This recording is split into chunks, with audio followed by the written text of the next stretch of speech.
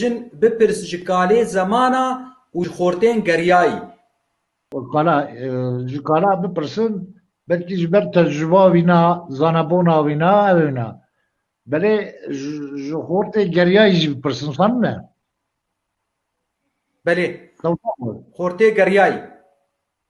Xortê geriyayî jî belkî daha geriya bal me meselekî dijî heye divê roviyê geriyayî çêtir e ji şêrê razayî. Ev jî heye. Ji alcemet bên berdayî.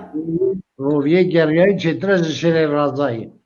Yani lera dîtûr û bîstin û veya xwandin û gerandin daha zêde belkî ev dibe. Lê belê sürekli merivekî döndê de bi simahê yani bi sehkirinê tenê nabe. Yek meriv bibîne yani. û here bixwe bigere bimeşe bibîne çeşitli insana çeşitli alamet çeşitli dewarê temamê tişta örf û adetê her kesê ayrı bine ev jî daha xweştir e.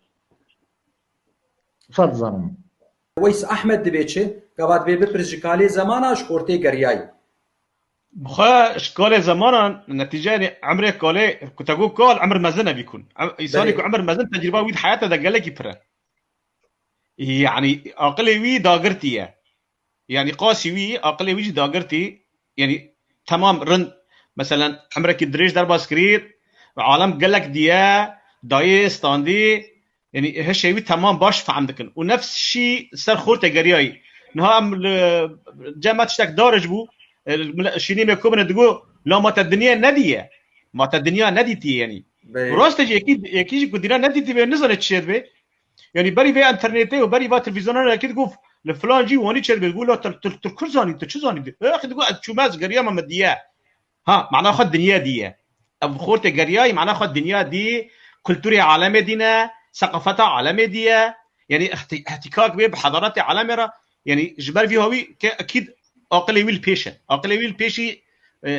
بیتری حوالی وی کن نگریه الماله راسته باوینی چیر محمد معود بیچه جاردي زانبون بعقل فتي غريدان وزانبون جدود اشتال جور قلوالاتي ما جدهات قوتن ابا خرتي بايا دهات قوتن للهرمامه قال زمانه سربيهاتيه قبسري وي هاتنه و در دوراوي جير بويه زانبونك جيده وبويه عقل مندي جيره ونما شاشتيه قبوان ويرو بوان درباسوي نما كبوان شاشيا وخورتي قرياي وك ما مستجار اني زمان خورتي قرياي عمري اري تمنيوي هندك بس قراوي سربيهاتيه بسري خلكي ديتني او جير بو زانبون وزانبون او داني زيدتر امكاني داي عقلي حتى زانبويه بر بيها ويكي قب زانبون يبخاز شخوت شتا ناس بك خورتي قالي زمانه وخورتي قرياي